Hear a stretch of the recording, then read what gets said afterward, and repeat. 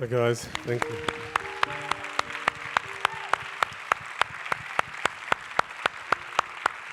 Thank you, thank you.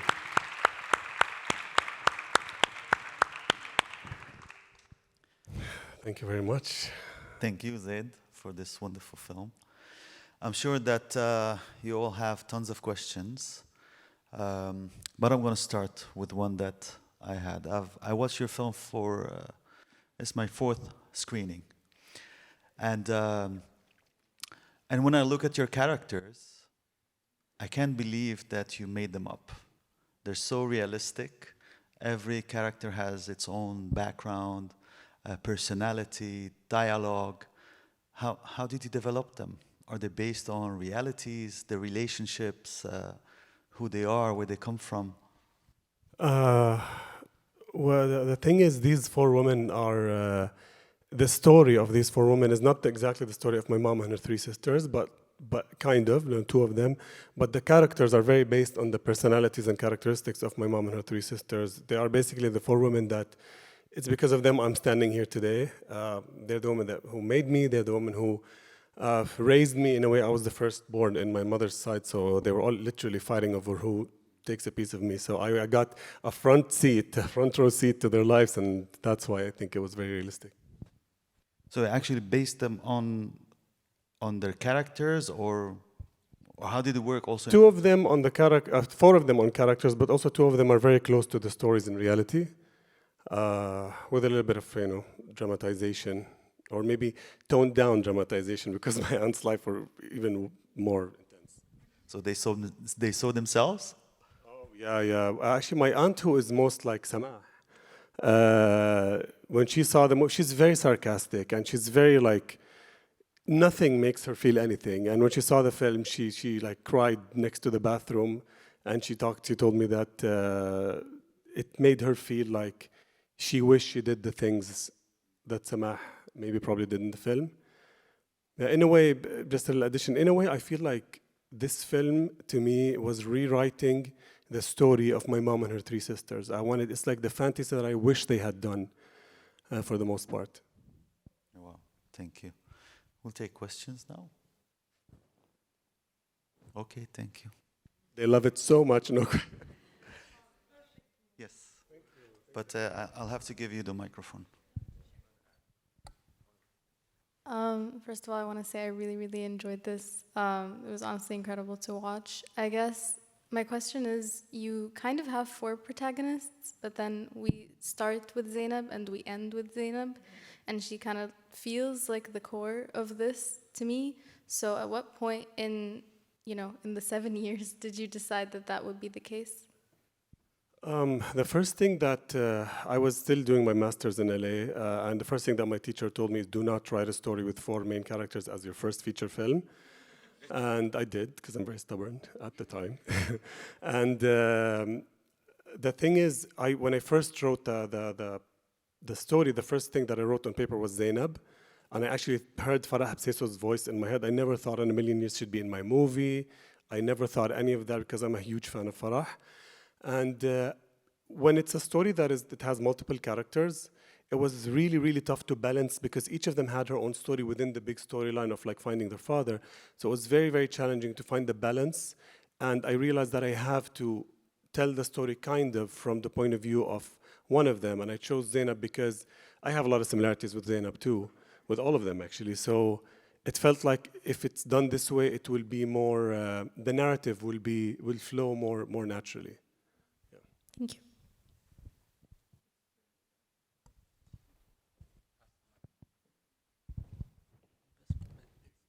It's just a comment.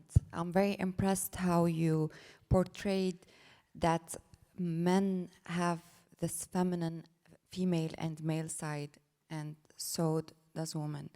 It's amazing how portrayed that. And the screaming in the street is a fantasy that most women in the Arab world have. So thank you. It's one of the best movies I've ever watched, and thank you so much. Thank you very much. About the screaming, oh, you can clap if you can, go ahead, it's okay. About the screaming, thank you.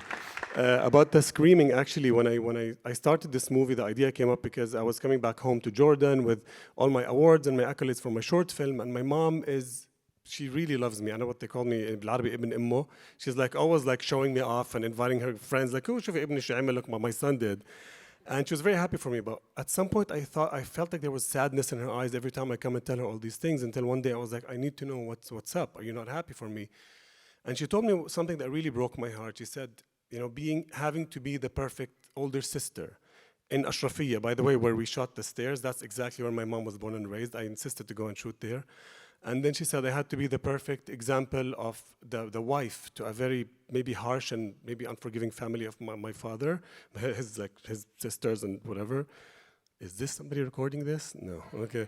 And then she had to be a perfect mom, and then she had to be a lot of things and a lot of pressure in the society, until now she realized that she hasn't. So me living my dreams was making her remember that she hasn't lived hers. And that really broke my heart, because at that point I was like, oh, this is my mom who cares for me and loves me. I really took my mom for granted.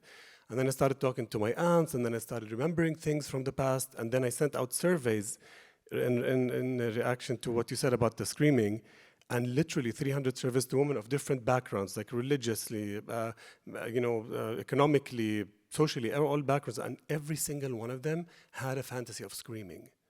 Not talking, not conversing, but screaming. And I get it. I'm a man in the Middle East, and I know that with all the frustration that I have, and the lazim, and what you should do, at what age, and with whatever, all these things were very hard on me, and I know I have it way better than women in my society. So that's why the screaming.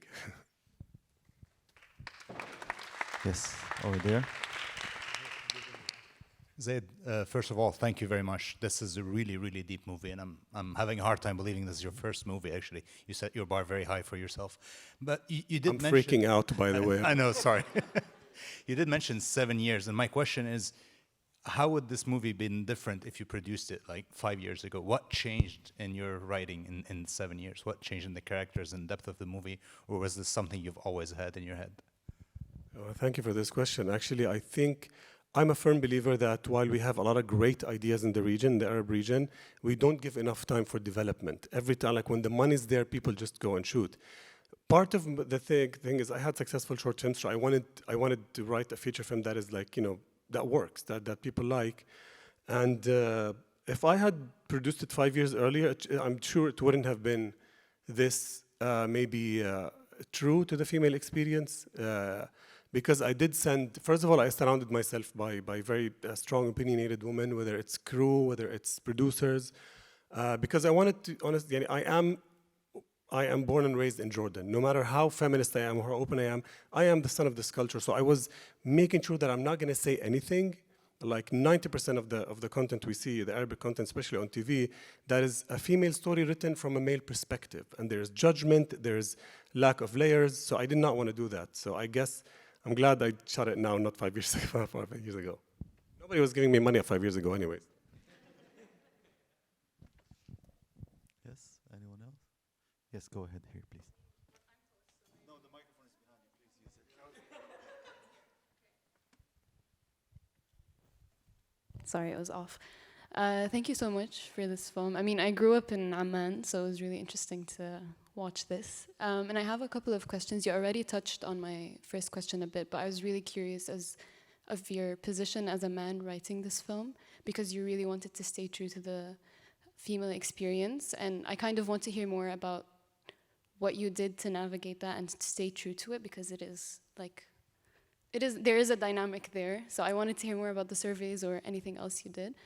I'm also intrigued about how this was received in Amman. I know sometimes reception with a lot of work coming out of there recently isn't the best. So, yeah. So basically, these women are, your first question, I really love these women. Like, I really love them, and I felt like I have this responsibility towards my mom and her 3 sisters to really be very honest about everything. Even the sister that says bad words and cusses and whatever. When my producers first saw it, Sabah Mbarak, who is Amaal in the film, she was like, nobody cusses this much. I'm like, trust me. She didn't finish, and my aunt sent me a voice note trying to say good morning with every single foul word in the Urban Dictionary. So I think like I wrote them really with love, and I wanted to give justice to each one of them. So maybe that's why that worked. And your second question was It was about reception. reception. Yeah. Honestly, I was very worried because there's Yeah. the niche, the people that want to keep saying that هذا الفيلم ما بيمثلنا, this movie doesn't represent us. It's very famous in Jordan, this line now. I say it, therefore I exist kind of situation. So when we first screened in Jordan for the first time in July, it was received beautifully. Of course, there's a few people that still come out and say, بس لو إنه بلاش مسبات, if these women did not cuss. And I know the film works without it, without these words. But I really wanted to give it that truth. I really wanted to give it. So there is, of course, somebody from the government that came and said, هذا الفيلم ما بيمثلنا, this film doesn't represent me. And my answer was like, you don't represent me. So, I'm honestly like, I don't like to argue or fight. Like, everybody has their opinion. And I'm very open, and I'm learning from each one of you now that, ask a question. But people that just say things just for the sake of saying them, I honestly stopped having any patience for that. So, because they attacked Rawabi, they attacked a lot of things before, so, yeah. Thank you so much. I'm glad it's been screening for a while in Jordan, if it stays. Yes, go ahead over there. My Pass student. the microphone. Hi Zaid, first of all, congratulations on the film. It was very beautiful. I feel like your characters had a beautiful chemistry and each one of them reacted differently towards one another, which was very symbolic. The question I wanted to ask you is, how much was this influence from your first short film? What was it called? Abiya Mahmoud. Abiya Mahmoud, yes. The same father. Interesting question. I don't think, maybe my style, I guess, is in it as a director. Like, father losing and then him having Alzheimer's. Yeah. How much was that like? Somebody asked me before, somebody who's seen all my short films, they're like, why there's always somebody going missing in your films? And honestly, I had no idea. So I hope it's not like foreshadowing for when I get older. But I don't know, honestly. Every director, every writer has stuff. Like, there are a lot of things in this movie that I wrote consciously, a lot of things that I wrote unconsciously, but they were there, they were part of me. So I'm sure there's a link between those two stories, but promise, no more disappearing people in my films. If it works out, please do, don't hesitate. Sure, thank you, exactly. The next person? Yes, there in the back, please.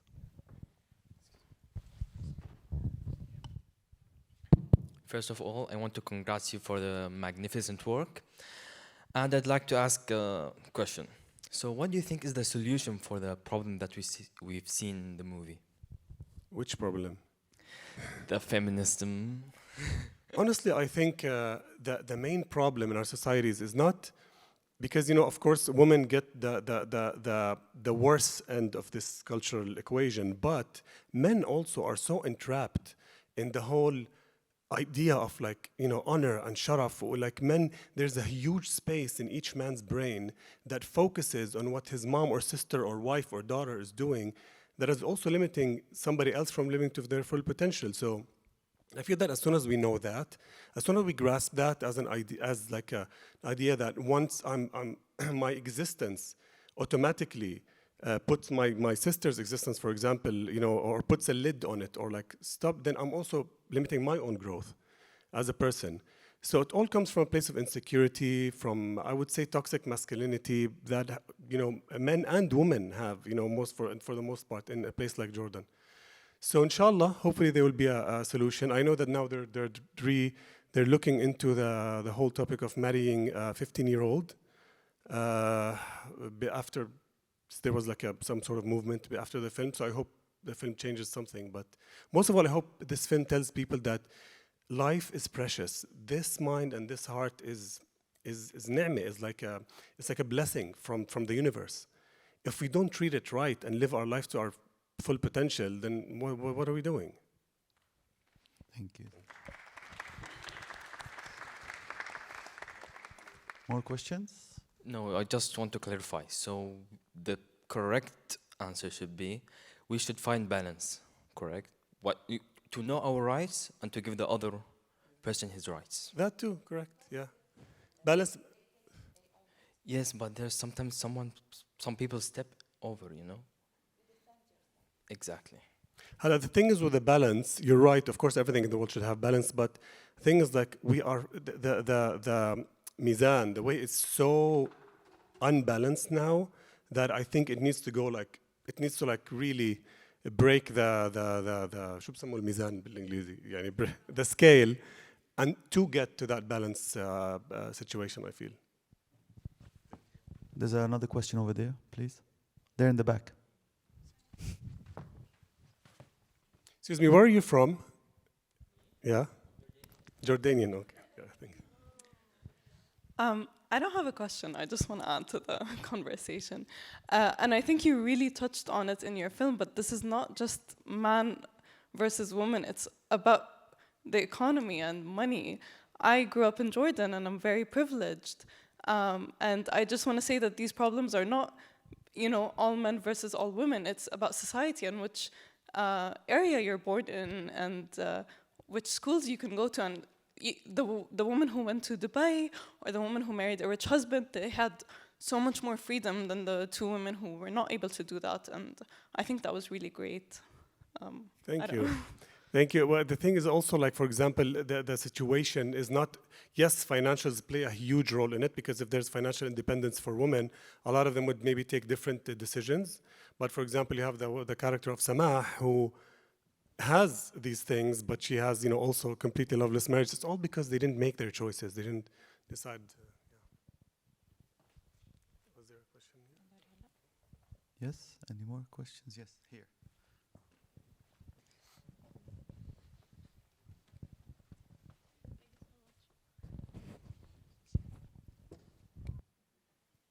So what I wanted to ask about is that sometimes in conversations with non-Arabs or people who aren't from our region, it's very difficult to separate the conversation when it comes to religion and culture.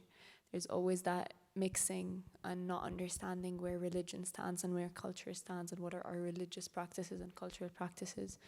It's very prominent in the movie, so I'm just wondering, like, your stance and going on forward, like how do you as a person showcasing your movies worldwide, like I've seen it was showcased in Brooklyn and now in Saudi and here in our region, for audiences that aren't from like us, Arabs, how would you tell them that this difference exists, that culture is not religion and vice versa?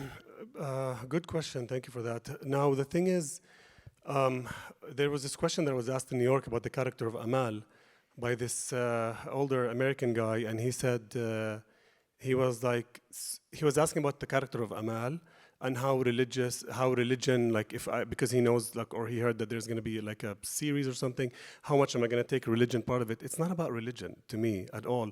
There's so many people that live Amaal's life and they look like her, but you know, they don't wear the burqa. And I think also that people are ready to separate tradition and religion because everywhere the film went, it touched people, even the ones that were not happy about, for example, I was accused of like, this director wants all women to take off the hijab and take off the niqab. Of course not. I'm not, because also the younger girl at the end, like she kind of takes it off and she's kind of, you know, finding a light and love in the middle of this craziness that is happening. But it's people, I feel people are ready. We are by practice. We are always learning to know, like, you know, religion is untouchable and this is untouchable. But I'm not trying to say anything against that. It's just like, you know, freedom of choice, basically. I don't think freedom of choice, you know, religion comes from God, and I don't think God gave us a free will. So I don't know where we went wrong on the way, but, you know, we can do better, I guess. As a human race, not just as Arab. Yeah, I think sometimes, like, not knowing the conversation, like you just explained it, some people just don't have the courage to ask or to delve into understanding this the way you explained it. So maybe their idea, like for example, like the young girl, she took off her hijab, that's the only way to liberate her and so on. So I guess, I don't know, kind of being more thorough about it. And also, if you don't mind me asking a follow-up, how would you want to expand it to fit like other, like it's now based in Jordan, and do you think it's only targeted to Jordanians and the Jordanian narrative and what it means to be a Jordanian woman? Or do you think like people, for example, in Syria or Lebanon or other regions, other countries and people from other countries in the region, like how do you think these movies are going to resonate with them and so on? So far, the movie did really well in the US and in Europe. We won audience awards in the US and in Europe and here. So I feel like it's being well received, and people are. I see the shock in people's faces sometimes, even the ones that are happy about the movie. They're a bit shocked because I insisted to keep the film very, very, very organic and very realistic, without any sugarcoating. And I did this film because I love Jordan, not because I want to trash Jordan. And what people don't understand is I love my country, I love my people, and I love being Arab, and these are, as a filmmaker, of course, we should always entertain, but I also want to talk about social issues. I believe that there's so much more room, like it's infinite, for what women can do. And we see also for in a country like UAE, like we're seeing women in positions, we're seeing stuff like, and we see honestly, the way I think about it is that we've seen what men did. Here it is. Now let's try, I'm sure it's gonna get better. Thank you so much. I appreciate it. So there's another question there in the back. Please. Oh, here and here. I start? First of all, the movie is amazing, actually. I was surprised. First, I have a comment about well-receiving for the movie. Actually, I think Jordan society, when they said this movie don't represent us, but because most of the films or series, they are not well written, not well made. So now for this movie, because it's well made, that's why it's well received. The part for this movie doesn't represent us, just take aside, This is my first comment. Now my question, because this is your first movie, could you give us any advice for someone want to start their career in filmmaking? My advice is, if you're not patient, and if you're not in this career because you're passionate about it, definitely don't do it. Because it's a career full of rejections. It's a very hard career that you need, projects, you're talking about millions of dollars this wasn't this much, but you're talking about a lot of money, and a lot of time, and a lot of commitment. And also, if you want to write what you want to direct, there's emotional involvement. So if you don't have thick skin to get into that and keep going and fight and do over and over until you make it, then just do something else. Yes. Can I switch it on, please? Just click.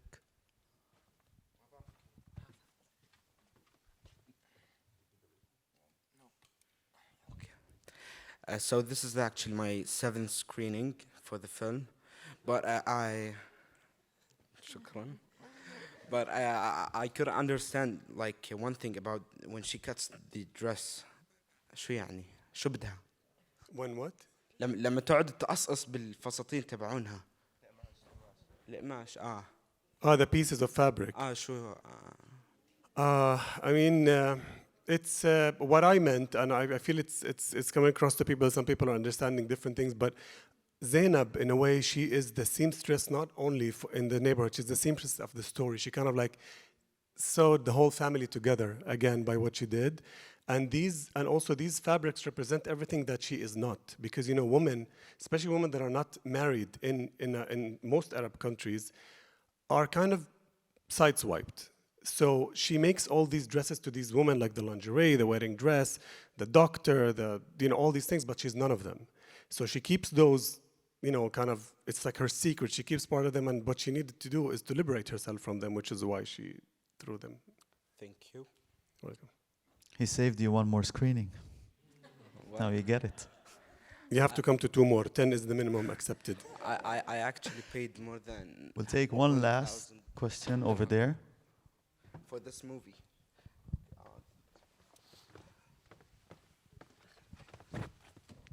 It's not a question as much as a comment. Just, I don't know if you realize the fact that you used Ashrafi and to answer how it would be received in other parts of the Arab world.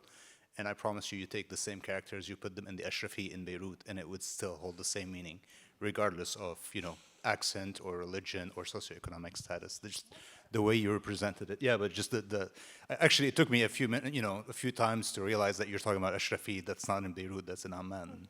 So that's how well your characters are developed. So. Thank you. Zaid, thank you so much for bringing your film and coming. Thank you for attending the screening. Please follow us on our website and Instagram. We have another screening on November 7th. We will screen Hani Abu Asad's Huda Salon with an online Q&A with him. Thank you very much and hope to see you soon. Thank you, guys.